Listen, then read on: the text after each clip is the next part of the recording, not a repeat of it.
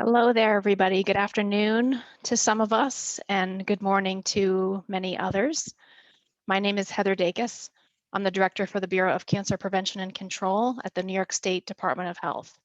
I will be your humble moderator for today's webinar. I've also been a National Colorectal Cancer Roundtable Steering Committee member and currently help to co-chair the NCCRT's Policy Action Strategic Priority Team. Thank you to everyone for joining, and I know people are just logging on now and see the numbers rising. We have a lot of interest in the topic today and appreciate you taking the time to join us. As you all know, back on May 18th, just a few short weeks ago, the United States Preventive Services Task Force released an updated recommendation for screening for colorectal cancer, in which average risk asymptomatic adults are now recommended to start screening at age 45. This is now in alignment with the American Cancer Society's 2018 recommendation. For today, our purpose is to explore what this change means for our work. Our speakers are going to share what we know about the following: what changed in the new recommendation, and how recent research informed the decision to lower the screening age. We're also going to hear what we know about the demographics of 45 to 49-year-olds in our country, and if we have any information about screening in that group so far. We're also going to hear how the recommendation impacts insurance coverage, when the new guideline will be reflected in colorectal cancer screening quality measures and national screening rate indicators. And we're also going to hear some experience from Indiana, who lowered the screening age to 45 via state legislation back in 2019.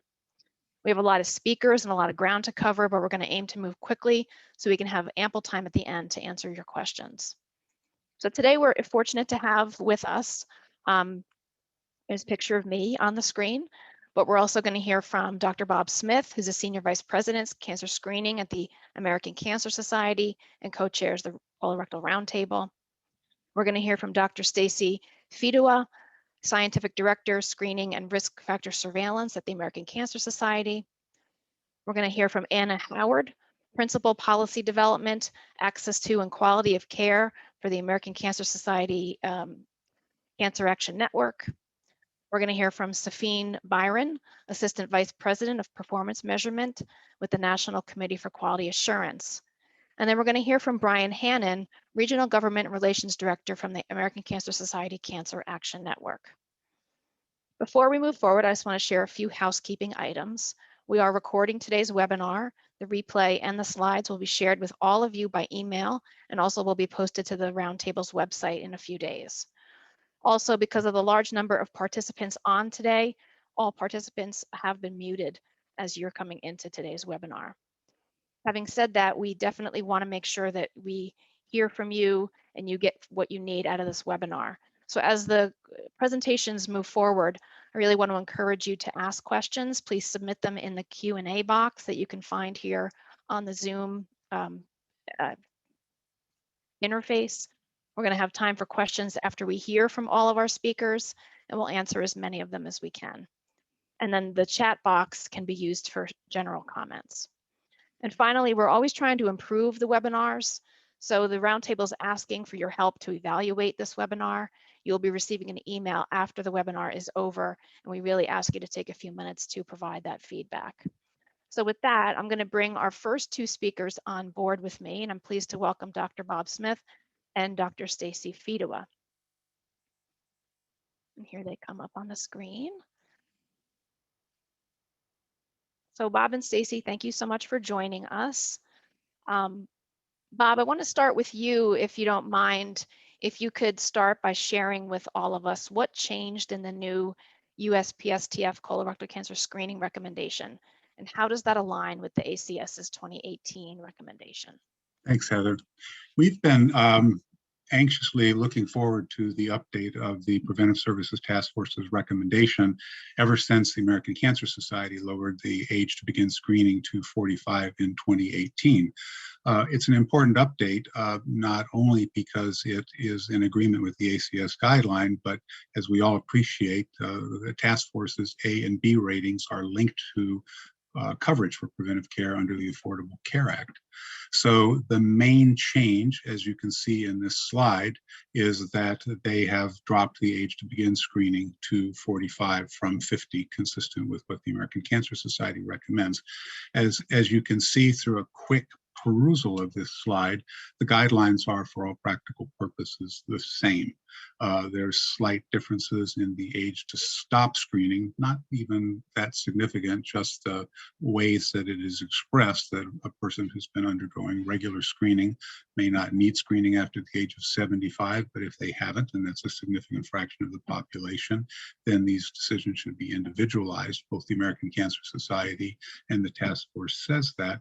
The task force doesn't go into any details much about the age of 85, whereas the ACS really says that people should be discouraged after the age of 85 from undergoing screening.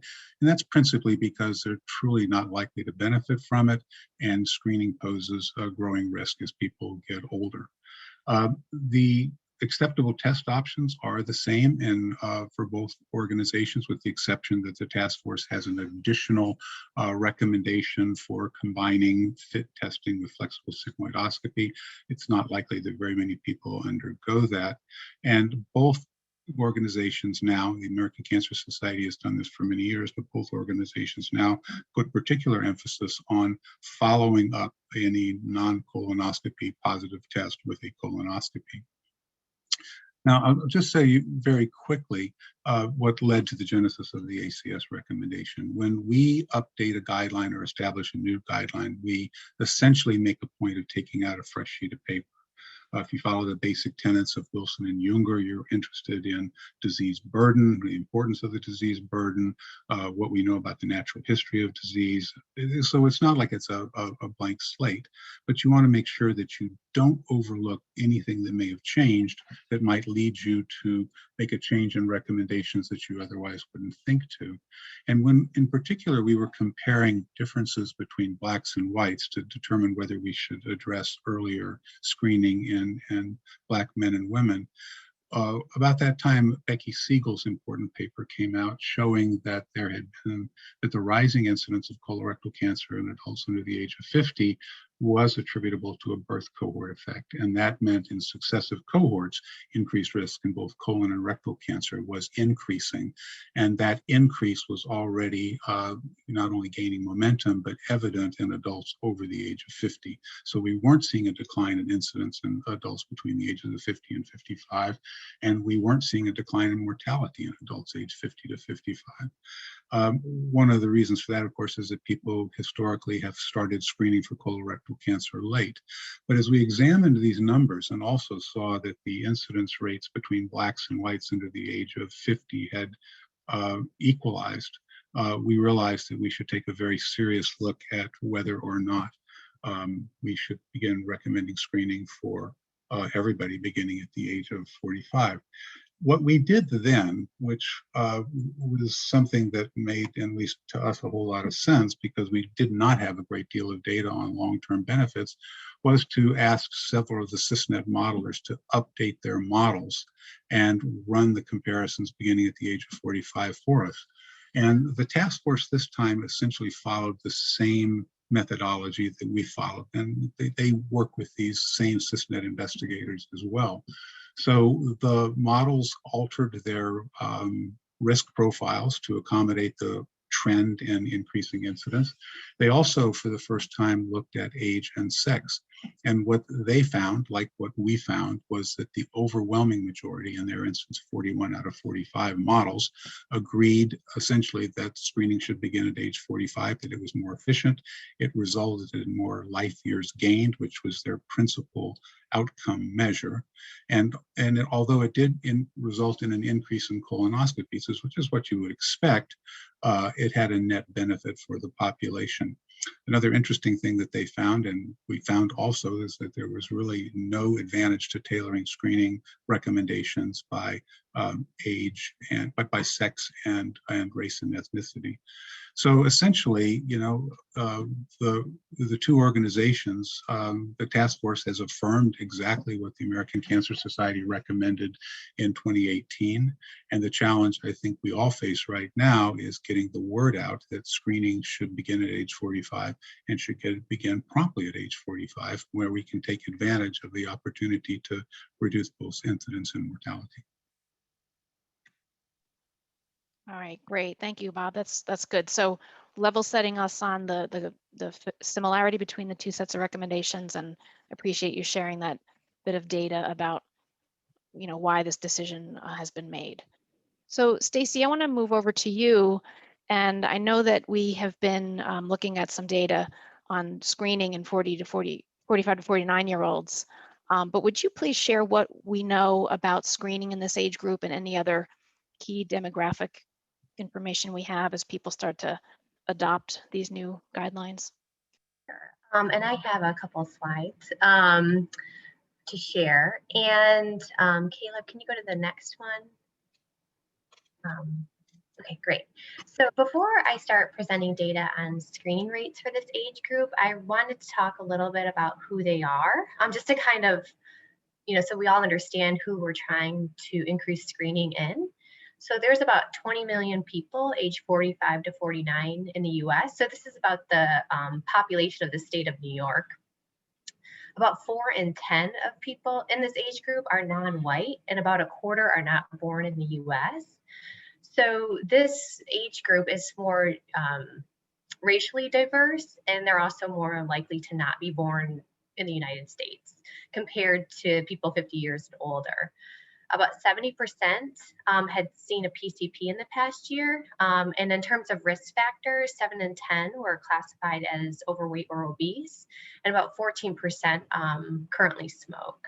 And these data were as of 2018. So some of these patterns may have changed a little bit with the pandemic, including the number that I've seen a PCP in the past year. Next, I wanted to talk about insurance and how coverage might vary in this group to facilitate our policy discussion later. So about 70% of people 45 to 49 are privately insured, 9% have Medicaid insurance, and about 13% are uninsured. However, the proportion of people with Medicaid insurance is likely higher in states that expanded Medicaid compared to states that did not.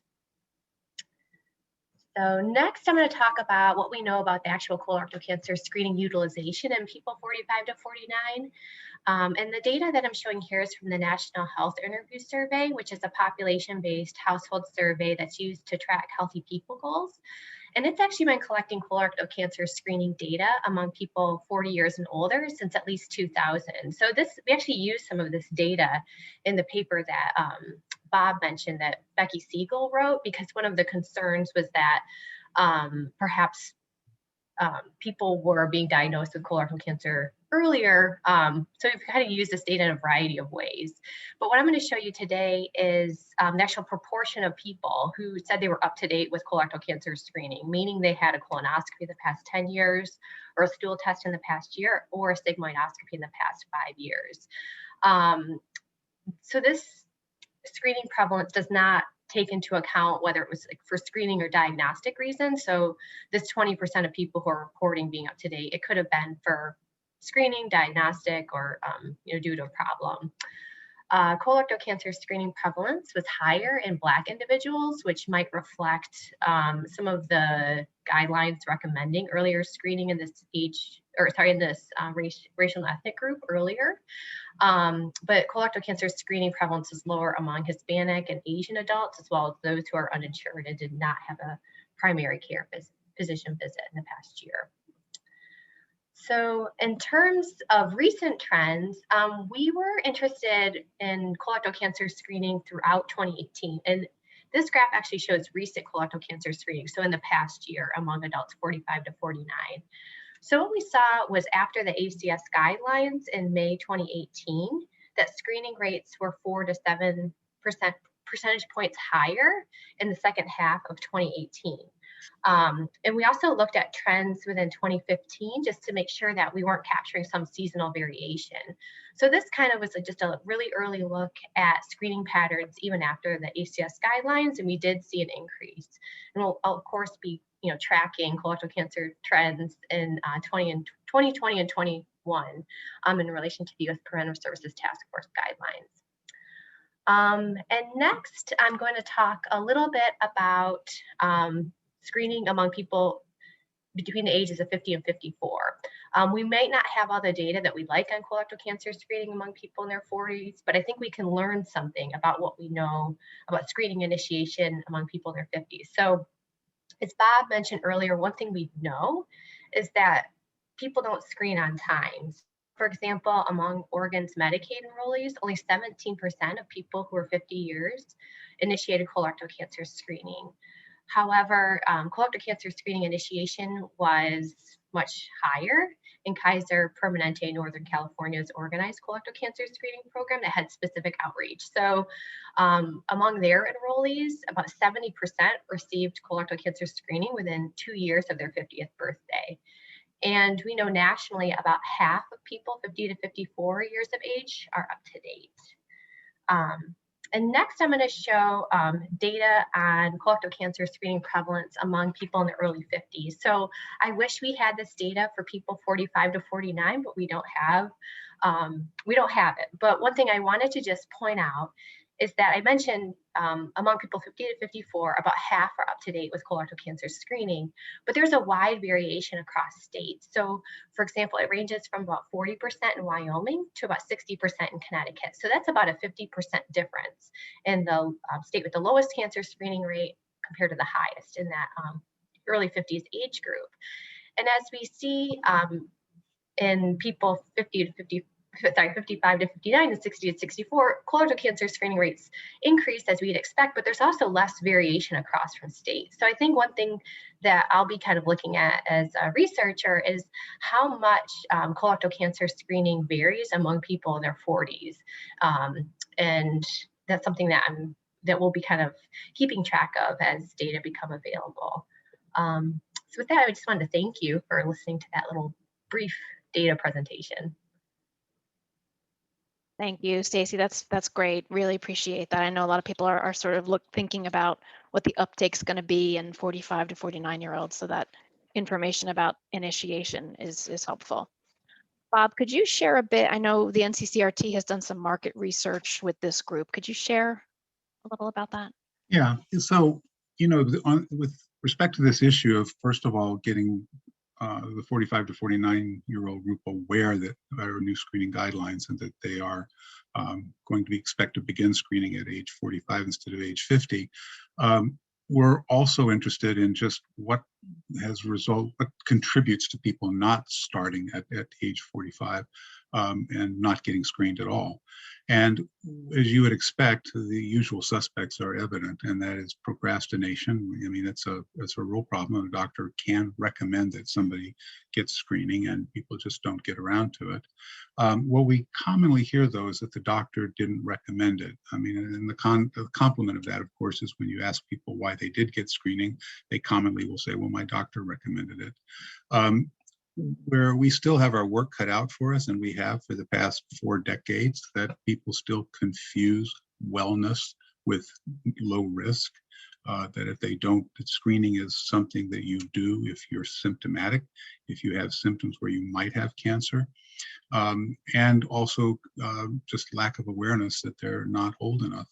So I think that, after my own feeling about this is that after this long of a period of time of trying to come to terms with how, in the absence of reminder systems on average, we can get people to uptake screening, we really are going to have to think of new ways of communication and new ways of regular communication, and to a certain degree, recognizing reluctance or the challenge of procrastination, to find new ways to bring repeated messages to people about the importance of getting their screening examination, and as well what we've seen is that there's, and it's not mentioned here, but still, when you only recommend a colonoscopy, there's a sizable fraction of the population that either is put off by the complexity of that examination, or they absolutely have no interest in having an invasive procedure, and they would do a stool test.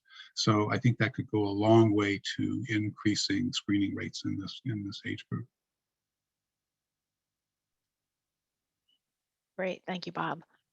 Okay, so Bob and Stacy, please stay on with us. We're going to come back to questions at the end for the whole group of presenters. So we'll do that a little bit. But in the meantime, I want to bring back onto the screen Safine and Anna and Brian, who we're going to hear from next. Thank you all for joining us. So now that we have a grounding in what's changed and what we know about this age group so far, we'd like to spend some time exploring what happens next. Anna, we know people have questions about insurance coverage for the 45 to 49-year-old age group. Would you share how the new recommendation impacts the different types of health insurance coverage and any corresponding timelines? Sure, happy to. So good morning or afternoon, depending on your time zone. I'm Anna Schwamline-Howard, a policy principal with ACS CAN, and I'm here to talk about the coverage implications for the revised guidelines. So I'll start with the Medicare program. Medicare, of course, is a federal program that provides coverage for 61 million people, most of whom qualify on the basis of age, having obtained the age of 61.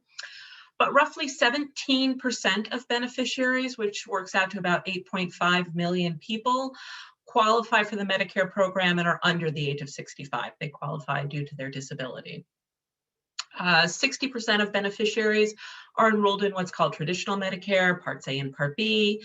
Medicare covers colorectal cancer screening tests and has since well before the ACA, but they don't necessarily follow the USPSTF guidelines. So this slide shows current Medicare coverage of colorectal cancer screening modalities that are provided at no cost sharing to individuals at average risk. Medicare has separate rules for high risk individuals. Medicare beneficiaries also can enroll in Medicare Advantage plans. These are the private plans that cover A and B services. These plans have to cover everything that traditional Medicare covers, but they can go beyond Medicare's coverage, which means that they have more flexibility and can provide coverage more in line with USPSTF recommendations. So they could go below 50. They could have adopted the 45 requirement early. Next slide. So moving on to Medicaid. Medicaid, of course, is a health insurance program that is jointly administered between the federal government and the states and is for low-income individuals. The Affordable Care Act envisioned that states would expand their Medicaid program to cover childless adults up to 138% of the federal poverty level. Following a Supreme Court decision, that became optional. To date, 37 states and the District of Columbia have chosen to expand their Medicaid programs. That number will change to 38 next month when Oklahoma expands. We're excited about that. According to a recent HHS report, about 15 million individuals have coverage through Medicaid expansion. So individuals who are enrolled in the Medicaid program as a result of the expansion follow the USPSTF guidelines. They have access to A and B recommended services at no cost sharing. Medicaid enrollees who are not part of the expansion population do not have coverage for the USPSTF recommended services as a mandatory benefit.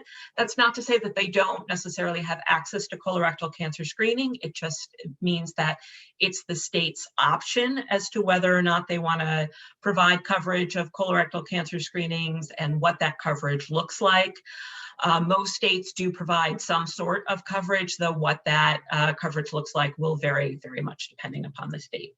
So next slide. So with respect to the commercial market, plans that have to be compliant with the preventive services provisions of the ACA have to cover USPSTF recommended services at no cost sharing, services that receive an A or B grade from USPSTF. This includes individual plans, small group plans, large group plans, and self-insured plans. And of course, included in that group are marketplace plans. And again, HHS recently announced that marketplace coverage is up to 11 million people, which is great.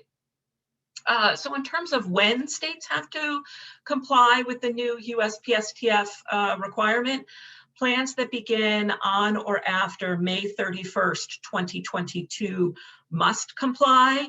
I know for most of us, we're probably used to calendar year plans. A lot of us probably get that through our insurance, though some employer-sponsored coverage is a non-calendar year plan. And so that's why the date is May 31st, 2022. So plans can certainly comply earlier with that requirement. Some have, but 2023, of course, is the final year for which plans have to comply. It's also important to note that grandfathered health plans are not required to comply with USPSTF recommended services. Grandfathered health plans are, of course, health plans that were in existence before March 23rd, 2010. Grandfathered health plans can choose to provide coverage, though they don't have to. According to Kaiser Family Foundation 2020 survey of employers, about 16% of employers offered at least one grandfathered health plan, and about 14% of employees were enrolled in a grandfathered health plan. So next slide. So one final thing that I'll mention is that many states have enacted some sort of state mandate specifically related to colorectal cancer screenings. Some of these state mandates were enacted before the Affordable Care Act. Some state mandates were enacted after the Affordable Care Act. And I know my colleague Brian will talk about that in a minute. These state laws are going to vary greatly in terms of specific tests that are covered, what plans have to comply, the guideline body, if any, in terms of whether or not plans have to comply with ACS guidelines or USPSTF guidelines, and et cetera. One other note. Technically, under ACA rules, states that enact state mandates after January 1, 2012 are required to pay to defray the cost of any new mandate. To date, this requirement just hasn't been enforced. The Trump administration had issued a rule requiring states to report the state mandates that they had enacted that would be subject to the defrayal, but the Biden administration had said that states don't have to report this year, that the Biden administration wouldn't take any action against states. So stay tuned for that. And last slide, just want to say thank you. The bottom line is that coverage is going to depend a lot on where individuals get their health insurance coverage and the rules to which issuers have to comply for those individual plans. So with that, I'll turn it back to Heather. Thank you. All right, great. Thank you, Anna. As with Stacy and Bob earlier, it's a lot of good information, and I know we're going to have questions. So stand by for questions. And just as a reminder to the audience, please go ahead and start typing any questions that you have into the Q&A feature on Zoom. So before we get to that, though, we have a little bit more to cover. I know that many of us, including myself, is very interested to learn when the new guideline will be reflected in both colorectal cancer screening quality measures as well as national screening rate indicators. So while we learned from Dr. Fidua that the National Health Interview Survey has been tracking colorectal cancer testing in 45 to 49-year-olds for several years, we know that other measurement and surveillance systems have not begun to capture that information. One important metric that we track is the percent of adults ages 50 and older screened for colorectal cancer screening as reported through the Behavioral Risk Factor Surveillance System, or BRFSS. That biannual survey, those results are one of the key measures that we as Roundtable members look to for progress on how we're doing in our goal to increase colorectal cancer screening rates. BRFSS currently asks questions of participants starting at 50, and the next time the colorectal cancer questions will be asked of all states is 2022, so next year. Unfortunately, our partners at CDC who oversee the BRFSS could not join us today. So we don't yet know when and how BRFSS will be updated to reflect the starting age of 45. But we're all very eager and we look forward to getting that information from our partners, and the roundtable will definitely share that with all of us in the coming weeks or months or whenever it becomes available. Regarding quality measures, one set of metrics that we often look at are the Healthcare Effectiveness Data and Information Set, or HEDIS measures. HEDIS measures are administered by the National Committee for Quality Assurance, or NCQA. And we're thrilled to have our colleague Safine on with us. Safine, I'm going to turn it over to you and ask that you please remind us what HEDIS is monitoring and how that pertains to CRC screening. Great, thanks so much, Heather. So as Heather said, I'm going to talk a little bit about the HEDIS colorectal cancer screening measure. My name is Safine Byron. I'm Assistant Vice President of Performance Measurement over at NCQA. Next slide. You can build this one out. So just a little bit about HEDIS. This is a tool used by over 90% of America's health plans. It allows for comparison of plans across different dimensions of healthcare. And, you know, we're happy that over 190 million people are in HEDIS reporting health plans. So HEDIS looks at a number of different things, such as preventive care, which includes this colorectal cancer screening measure. We also have measures that address chronic diseases, such as diabetes or heart disease. And we also have measures that address behavioral health, such as children in need of antipsychotics and judicious use, or opioid use. And so you can see that we really try to address as many issues as possible that can tell us that the healthcare system is doing a good job. It uses the health plan as the accountable entity, meaning that we think that health plans have a role to play in ensuring that their members are receiving the screenings and other services that are needed to keep them healthy. And so what it says is, do you health plan, your members, are they getting the colorectal cancer screenings that they should be according to clinical guidelines? Next slide. So currently, the measure looks at members 50 to 75 years of age who had appropriate screening for colorectal cancer. And by appropriate screening, we are looking at all of the methods that are recommended by the U.S. Preventive Services Task Force and other national screening or other national organizations such as American Cancer Society. So you can see here it has FOBT, FIT-DNA, flexible sigmoidoscopy, CT colonoscopy, and colonoscopy in the past 10 years. And this is modeled on the U.S. Preventive Services Task Force up until the new release that just came out this past spring. And you can click here. This applies to Medicare and commercial health plans, and the reporting methods are administrative, hybrid, and electronic clinical data systems. So what that means is a health plan can use their claims data to see that services happened within the members who are 50 to 75 years of age, or they can also do a sample of medical records, or they can use their electronic clinical data systems, which means that they were able to find structured data pertaining to colorectal cancer screenings. Medicare plans also report the measure stratified by socioeconomic status, and coming with the next release of HEDIS this summer, plans can report the measure stratified by race, ethnicity.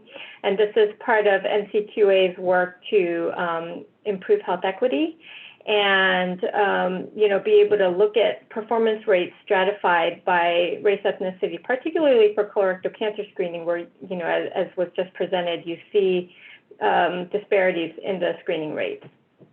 So NCQA's plan is to update this now that the U.S. Preventive Services Task Force new recommendation has come out. And we would like to get it into the next release of HEDIS, which would be August 2022, and it would apply to measurement year 2023. So unfortunately, it didn't come out soon enough to get into this year's HEDIS, which is going to be released in a couple months, and we've already finalized all the changes for that. And that usually entails doing, you know, analyses of the measures, putting these up for public comment, gathering information from the public, and running these by our advisory panels. And so we will get this updated as soon as we can, and so you can expect to see this come out for public comment, which would be next spring, and then for measurement year 2023, we would have this, as long as all the analyses and advisory panels bear this out, it would go down to age 45. The other thing that we are looking to do is add the Medicaid product line to this measure. So as you can see right now, it only applies to Medicare and commercial health plans, and that's because previously the ages started at 50 to 75. But with the lower age range and with Medicaid expansion happening, we will be looking to expand this measure to Medicaid plans as well. So that's NCQA's plans. And I don't believe, yep, thank you so much. Great, thank you so much, Safine. I appreciate that. I already see some questions coming in for you for later, so we'll get to those. Okay, so another metric familiar to many of us is the percentage of patients seen at federally qualified health centers who are up to date with colorectal cancer screening. These uniform data set, or we mostly refer to them as UDS measures, come from the U.S. Healthcare Resources and Services Administration, or HRSA, which has included a measure for colorectal cancer screening for FQHCs to report on since 2012. Unfortunately, our HRSA partners could not join us today, but they did share that they are working to align the Uniform Data System clinical quality measures with the Centers for Medicare and Medicaid Services and their electronic clinical quality measures. So we look forward to learning more soon, and the roundtable will definitely pass along what's learned when that does come out. Lastly, with regard to implementing the new measure, there have been a few states that began to mandate insurance coverage for screening starting at age 45, following the ACS's release in 2018. So I'm going to turn it to Brian now and ask Brian if you could just share one state's experience, Indiana's, with expanding insurance coverage for screening at age 45 when that occurred in 2019. Sure, thank you, Heather, and hey everyone, good to be with you. I'll skip this slide and the next one and go to our third slide. Yeah, thank you. So I want to give you just first a brief background on the legislative update we had in Indiana. You can see on the left-hand side of the screen, this is the state statute that we started with. It was enacted in 2001.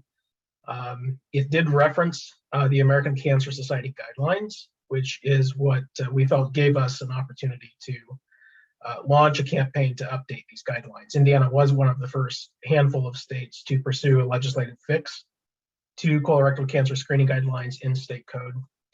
And we were one of those states that had ACS referenced and kind of gave us the coverage to go in and say, we're not trying to apply a new mandate, but we're trying to fix an outdated mandate in the code. So it referenced ACS. It also required coverage to start at age 50. It did not apply to the state Medicaid plan. It also had a provision in there for covering screenings for high-risk individuals, and we know the updated ACS guidelines in 2018 did not reference high-risk screenings. So what our legislation did is we tried to craft this narrowly in an effort to reduce the amount of opposition we may face, as well as any cost that the state may incur. So we crafted this narrowly, and we really just tried to update what already existed in code. And so what we did was our legislation lowered the age to 45. Throughout the process, we did have to make some additional amendments to move the bill forward. So we did remove the reference to the American Cancer Society in code. And then at the last minute, the state's personnel department did have some concerns about requiring the state's high deductible health plan, which had a tax exempt health savings account, requiring that plan to comply with first dollar coverage requirements that superseded recommendations by the United States Preventive Services Task Force. And because of that, there was an effort to carve out the state's high deductible health plan. We of course disagreed with that reading of the law, or with the IRS guidance, but we lost that bout with the state personnel department. So what we ended up with was a bill that carved out the state's plan and did not include Medicaid. So next slide. Just to talk a little bit about implementing this law, it did go into effect July of 2020. We use that as opportunity to do some PR around it. So we did engage in some statewide media activities. Throughout the course of our campaign, we have worked with a few colorectal cancer patients and survivors who would have benefited from coverage starting at age 45. And so we worked with them to launch kind of a blitz across the state to talk about implementation of this law in July of 2020. We felt that was probably the best resource at our fingertips at the time. But we are having ongoing communications. For instance, the USPSTF updated guidelines gave us opportunities to check back in with Medicaid last month and with the Department of Insurance to let them know that there is updated guidelines and that we anticipate them to follow these guidelines and to use their full authority to implement the guidelines once fully in effect. One reason we didn't pursue Medicaid, as I mentioned, was to try to ease the amount of opposition we might face and the cost to the state. But we were also hearing from Medicaid managed care organizations that they were already doing some coverage for individuals age 45. And so I think this speaks to a lot of the variation you see in the marketplace. And Anna already kind of spoke to is that we have plans that are really all over the place. And so that makes it difficult as we're continuing to have conversations with providers and patients and other stakeholders, which is an ongoing process, to kind of identify some of those hiccups or challenges with implementing the law. To the best of our knowledge, there weren't any major hiccups in July of 2020 with implementing the law, and we've not heard of any major hiccups so far. That said, we do hear some anecdotal things from time to time about some plans still not covering at age 45.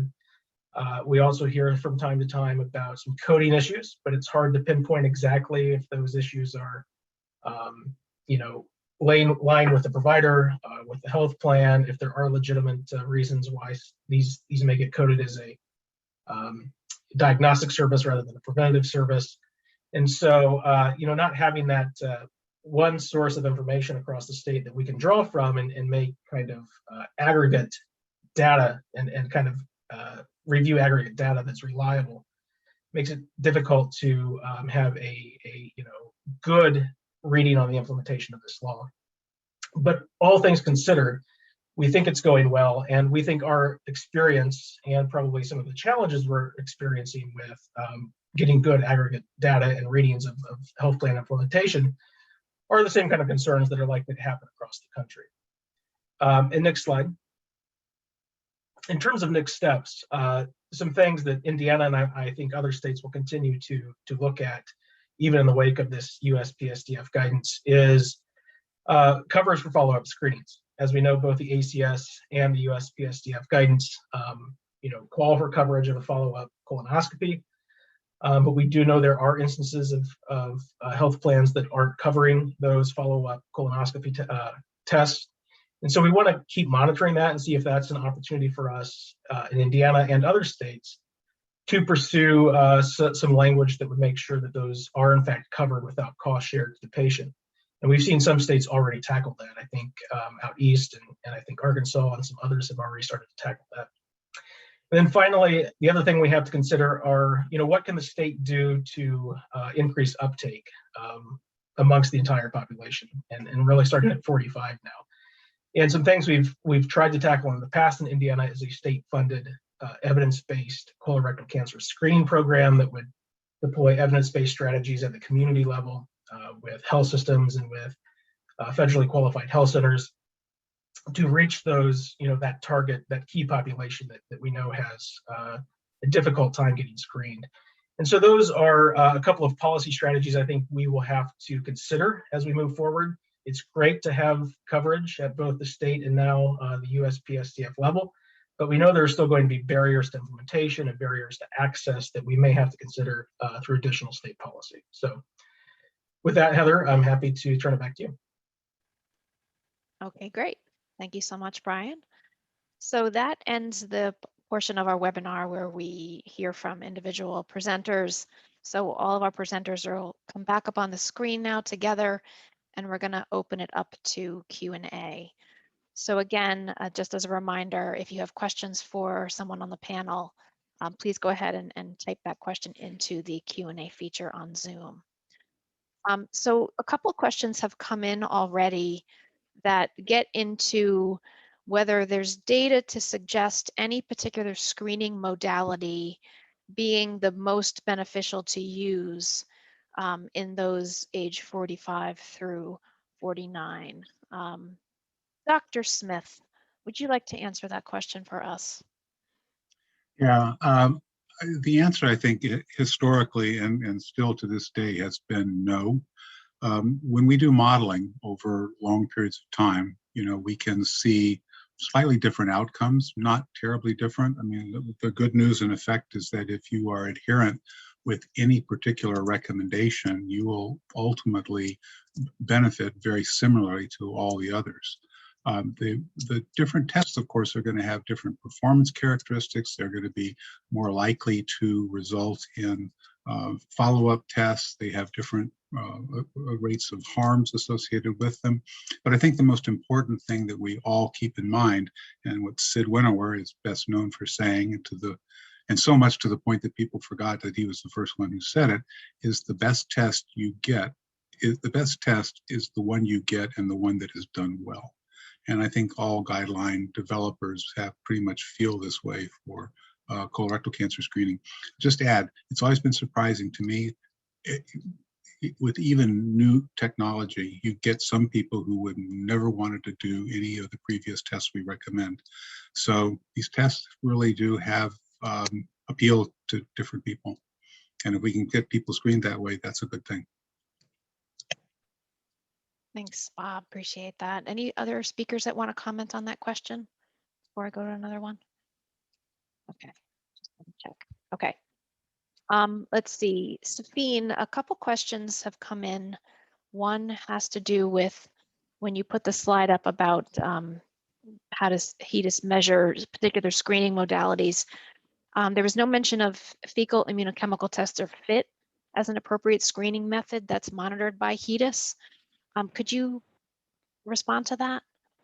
Yeah, so I did want to clarify that FIT is included in the HEDIS measure. So it is like FOBT. So that is on there. So thanks for your sharp eye for that question. Thank you. Okay.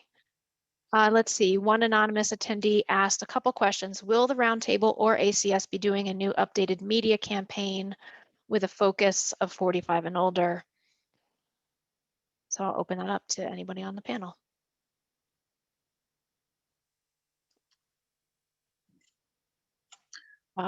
Yeah, Heather, I'll go ahead and answer that question.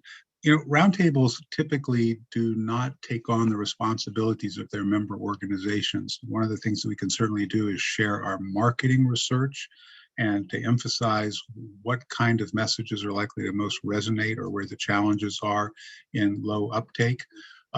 We certainly also can support activities and information that is focused on this particular age group. But the kinds of campaigns that we have, like for 80% in every community, would emphasize certainly, and I think we're in a unique position right now because all the guidelines are the same, would emphasize that everybody should be focusing on the age group 45, and that we would perhaps provide the tools that would help communities have outreach to health professionals and the public. Thanks, Bob. And Heather, this is Caleb, and I can just Yeah. add for ACS, I guess I'll come off video. For ACS, we do have a new public awareness campaign called the Get Screened campaign, which is urging people to obtain regular cancer screening according to their age. So there's a call to action to talk. The main call to action is talk to your doctor about when screening is right for you. So that campaign just launched a couple of weeks ago, and is definitely colorectal cancer screening, and the 45 guidelines is a part of that. Thanks, Caleb. Okay, that's helpful. Anna, a few questions. Could you clarify again when the commercial insurers will be starting to pay for screening at age 45? Yeah, so commercial insurers have to comply with the USPSTF guidelines, which include the 45 to 49 coverage for plan years that begin on or after May 31st, 2022. So if you're in a calendar year plan, as many people are, your plan year that begins next year may or may not cover that. That's up to your employer, but would have to cover it for the following year. Okay, and while you're off mute, there's a statement here in the Q&A. So just to confirm, private and Medicaid doesn't yet cover colorectal cancer screening at age 45. Is that right? They don't have to. They can, and a lot of insurers had decided when ACS updated its guidelines and when the USPSTF issued its draft recommendation guidelines, they may have decided that they were going to provide coverage at the age of 45. I know from friends that they have had coverage at the age of 45 prior to the recent USPSTF final determination, but that's an option for the plan. So that's not a mandate that they have to cover. Okay, thank you. Let's see, Safine, another one for you. Medicare plans report measures by socioeconomic status. How is Medicare defining socioeconomic status, or what specific indicators are used to define it?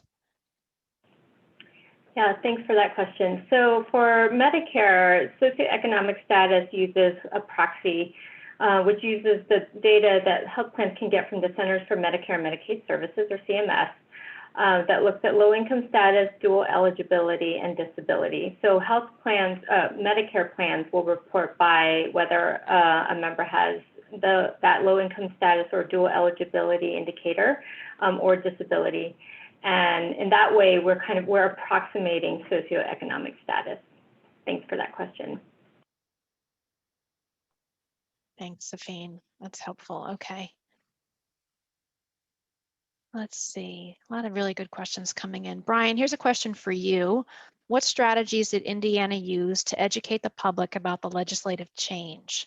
And which strategy or strategies were most effective, if any? Yeah, as I mentioned, the primary tool we used was earned media coverage, statewide media coverage, to talk about the updated guidelines that took effect in July of 2020. So in late June and into early July, we worked with media partners to share that update, help connect folks to providers, and as I mentioned, some of those patient storytellers. And of course, I think, as we all know, the patient storytellers are often our most effective advocates, right? And we found that to be the case as well. And so that was primarily the strategy we used. Of course, there were other tactics, but I think the one that had the widest and biggest net was our efforts in the statewide media.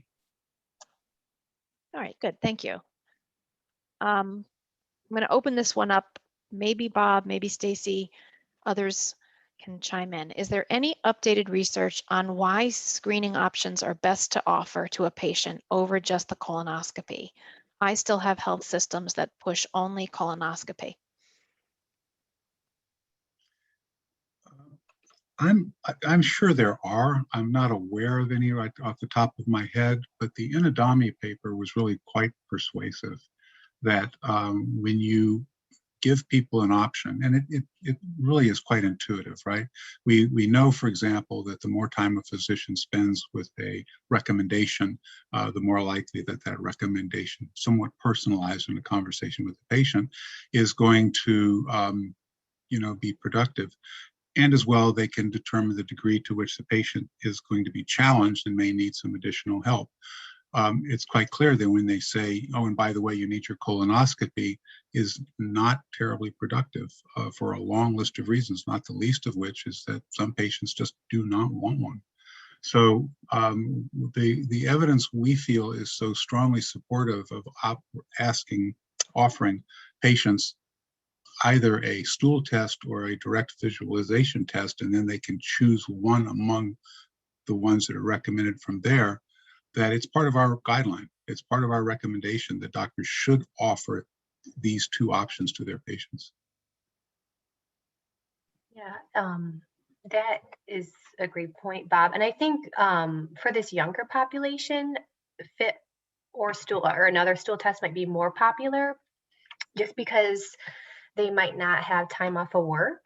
So even if their test is paid for, they might be losing, if they're not a salaried employee, they might be losing wages by getting a colonoscopy. So what we've found is that FIT is more common among younger people than older people. Yeah, so Stacey, that's a really, really good point. And one thing that physicians have to understand and can even emphasize to the patient, you're not making a life decision. This is here and now, right? So get a FIT test. If you change your mind and you want a colonoscopy next year, you have that option. Yeah, I think that's a really good point to make, Bob. Thank you. I got a private chat question, so I'll bring it here because it's not intended for me. The pandemic has had a big impact on cancer screening rates overall. How does a practice or anyone juggle the need to get back to screening, colorectal in this case, 50 and older, and the number of people who didn't get screening this past year, and measure that with the additional population of 45 to 49-year-olds?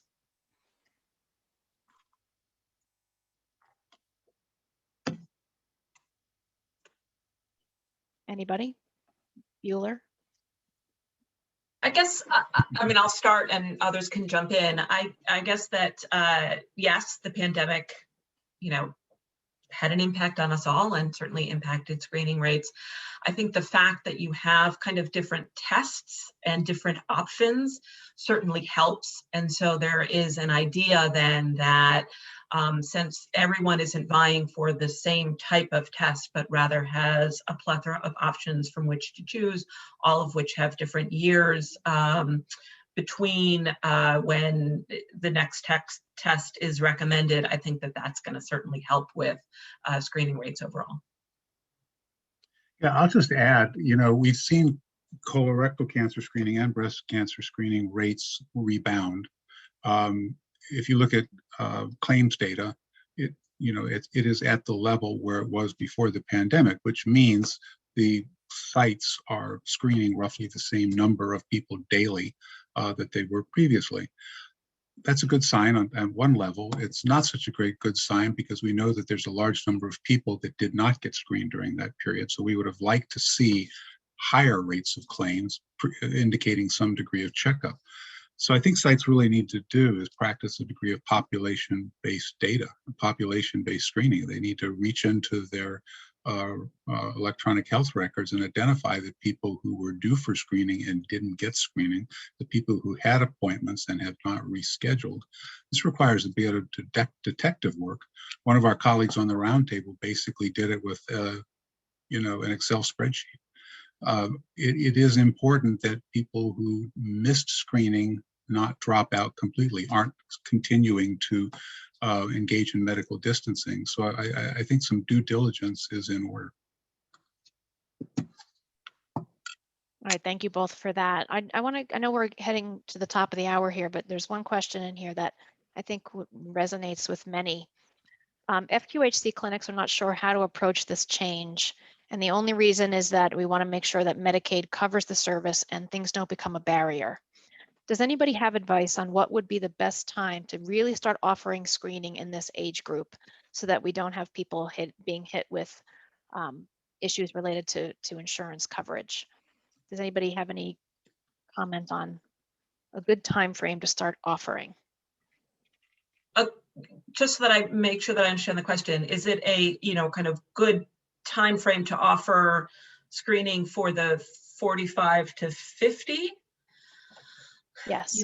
I guess the best time to do that is when you have when you can make sure that the person will have coverage so that we don't have any barriers to care and barriers to screening. And part of that, I mean, again, particularly because for the non-expansion population and, the like, there, maybe different state laws or what have you. I think the first question would be for any provider to understand, what the rules and regulations are in their specific jurisdiction, so that you can be better kind of informed in terms of taking the next step and the like. Great, thanks, Anna. I appreciate that. All right, so I do want to be mindful of the time. We did not get to every question, but on behalf on the National Colorectal Cancer Roundtable, I want to share a huge thank you to each of our speakers for generously sharing their time and their expertise with us today, as well as a thank you to the ACS and the CDC for their support of the Roundtable. Everyone is encouraged to connect with the Roundtable on social media to find information about upcoming webinars and other news. And then here on the screen, you can see for more information about the webinar or anything related to colorectal cancer in the Roundtable, please send an email. Thank you all for joining us today, and I hope you have a wonderful rest of your afternoon. Take care.